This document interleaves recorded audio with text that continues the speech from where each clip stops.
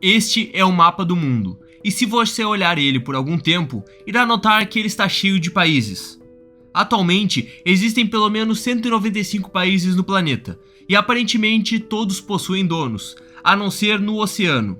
Mas isto não é totalmente verdadeiro. Se você olhar cuidadosamente em algumas áreas do planeta, cerca de 1% de toda a Terra existente permanece sem dono, não sendo proclamada por nenhum país, entidade ou até mesmo indivíduo. Na teoria, este 1% de terra é completamente inabitada e sem nenhum conjunto de leis vigentes. Praticamente uma zona totalmente fora do controle da humanidade atual. Como analogia, essas terras possuem o mesmo conjunto de leis que na superfície da Lua, sendo que esses locais estão disponíveis a todos que desejam visitá-los neste exato momento. No entanto, a maior parte dessa terra inexplorada se localiza aqui, na Antártica, sendo chamada de Terra de Mary Bird. Apesar de possuir uma extensão territorial do tamanho da Mongólia, ela é basicamente um pedaço de terra completamente coberto de gelo, assim como o restante da Antártica, e este é um dos motivos pelos quais ninguém nunca se preocupou em reivindicá-la. 99% das terras sem um dono no planeta Terra está localizada bem aqui, o que é totalmente desinteressante, pois visitar o local é difícil,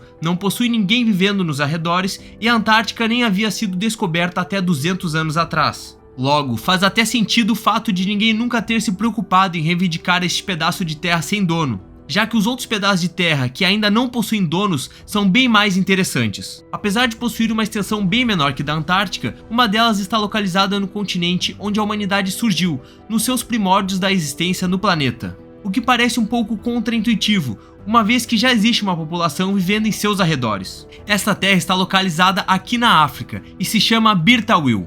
Apesar de estar localizada entre o Egito ao norte, com uma população de 100 milhões de pessoas, e o Sudão ao sul, com uma população de 43 milhões de pessoas, nenhum dos governos reivindicou Birtawil, e nem mesmo nenhum outro país, entidade ou indivíduo em todo o planeta Terra. Nenhuma pessoa vive nessa região que possui aproximadamente a extensão territorial de Luxemburgo, na Europa. Devido ao fato de ninguém morar aqui, não existe nenhuma estrada, cidade ou nenhum sinal de desenvolvimento tecnológico.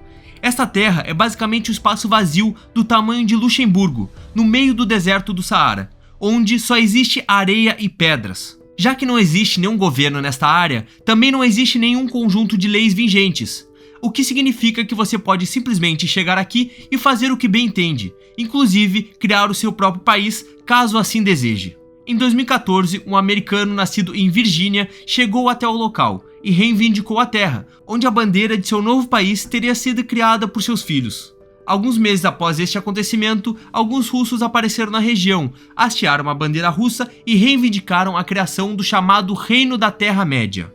Já em 2017, um indiano apareceu no local e reivindicou o Reino de Dixit. O nome era derivado do seu sobrenome, e ele também hasteou a sua própria bandeira no local. Todos os três alegaram que seriam donos de Birtawil, o que gerou algumas discussões entre eles no Twitter. Fato é que qualquer pessoa pode reivindicar o território de Birtawil, mas receber o reconhecimento dessa reivindicação é a parte mais complicada. Essa localização é apenas um pedaço de terra vazia no meio do deserto, onde não existe nenhuma estrada até o local, logo chegar lá é bastante complicado. Sem contar que o local é um deserto inóspito, no meio do Saara, sem nenhuma infraestrutura ou desenvolvimento que torna a vida neste local praticamente impossível. E ainda, para ser considerado um país, você precisa de uma população permanente vivendo na região que deseja reivindicar, além de algumas infraestruturas básicas, como aeroportos ou estradas para levar as pessoas que irão viver na localidade. Talvez após Jeff Bezos conquistar o espaço, ele queira colonizar Birtawil e criar o seu próprio reinado pessoal. Mas em primeiro lugar, como isso poderia ser possível? Por que este pedaço considerável de terra no continente onde a humanidade primeiramente surgiu no planeta ainda existe sem nenhum controle de nenhuma outra nação? A explicação começa com os britânicos, e voltando 200 anos na história, podemos entender o porquê. No início do século XIX, o Egito ainda era na teoria vassalos do Império Otomano, porém já estavam quase completamente independentes e conquistando o restante da sua autonomia. Um exemplo disso é que na época o Egito estava invadindo e conquistando o Sudão, sem necessariamente passar pela aprovação do Império Otomano. Os egípcios conquistaram e governaram o Sudão por décadas, até que os sudanenses começaram uma rebelião por volta do ano de 1870. Nesta época, o Canal de Suez já havia sido finalizado no Egito, o que garantiu ao Império Britânico uma vantagem marítima importantíssima, devido ao atalho criado entre seus territórios na Índia com outras ilhas britânicas, aumentando também o interesse dos britânicos pelos territórios do Egito. No ano de 1882, os britânicos estavam preocupados que o Egito estava se libertando de sua influência e conquistaram o controle do Canal de Suez, invadindo e fazendo do Egito um protetorado britânico. Ao mesmo tempo que conquistaram parte do Egito, os britânicos conquistaram simultaneamente a rebelião que já estava acontecendo no Sudão, devido à invasão egípcia. Mas o que era para ser uma operação rápida para finalizar a rebelião que acontecia no Sudão, acabou se tornando uma guerra que durou cerca de 18 anos. A guerra se estendeu até o ano de 1898, quando a união do exército egípcio e britânico, através do uso de armamentos modernos, conseguiu reconquistar o controle. Logo após, o Egito continuou com o protetorado britânico, enquanto o Sudão permaneceu com algo chamado de condomínio, basicamente uma colônia inglesa, porém controlada tanto pelos britânicos quanto pelos egípcios. A realidade era que basicamente agora o Império Britânico controlava tanto o Egito quanto o Sudão, e logo decidiram que seria necessário desenhar uma nova fronteira para determinar aonde o Egito acabava e o Sudão começava. O problema era que, assim como toda e qualquer fronteira que o Império Britânico criou em continentes, eles não tinham tecnologias avançadas como satélites e também não entendiam muito bem ou não se preocupavam com o que estava sendo feito com a população que vivia na região. Um ano após a reconquista do Sudão, os britânicos criaram essa fronteira para dividir as duas colônias, uma simples linha que seguia 22 graus paralelo de latitude. O problema é que essa fronteira não funcionou. E um dos motivos era que ela foi criada arbitrariamente por um inglês que vivia em Londres e não tinha nenhum conhecimento sobre os povos que viviam na região. Enquanto na teoria ela dividiu o território de uma maneira simples. Na parte sudanesa existiam tribos egípcias que viviam neste ponto aqui, e na parte egípcia viviam tribos sudanesas localizadas nesta região aqui. No entanto, em 1902, os britânicos entenderam que a fronteira criada inicialmente não fazia nenhum sentido, e 3 anos depois, eles criaram uma nova, que formava um zigue-zague que levava em consideração os povos que já viviam nesta região. Com esta nova fronteira, os territórios conhecidos hoje como Burt al-Wil ficou para o Egito, e esta outra área chamada de Triângulo de Halahib ficou para o Sudão.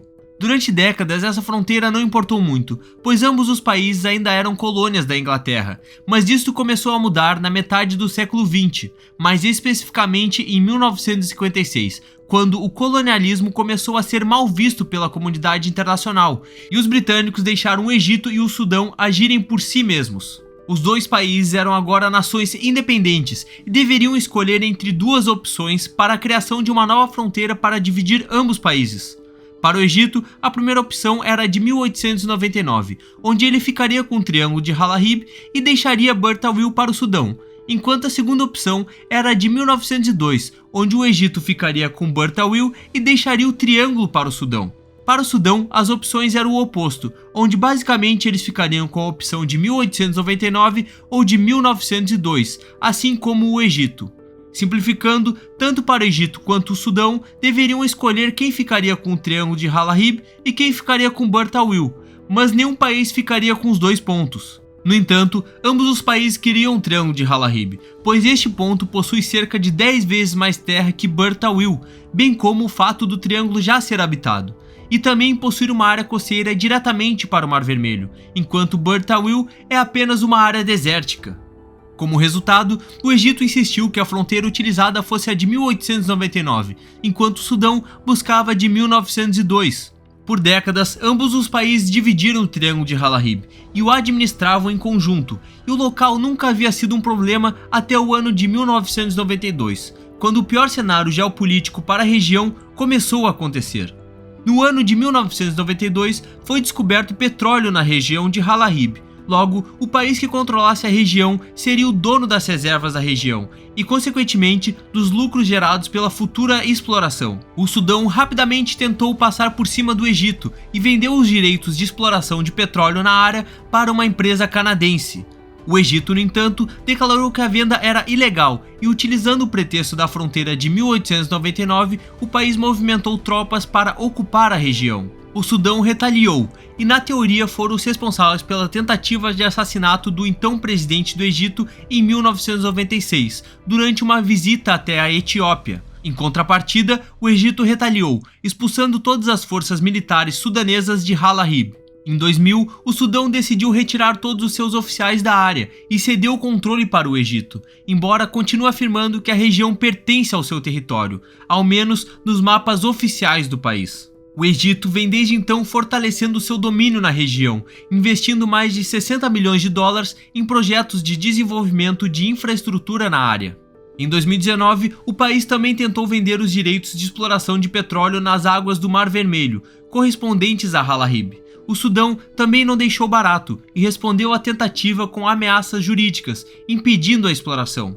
Voltando a Bertawil, a parte da África que ninguém deseja, o que acontece é que caso o Egito ou o Sudão tente realizar movimentos para conquistar esta área, este movimento seria imediatamente identificado como uma desistência de Halahib, fato que nenhum dos dois países desejam.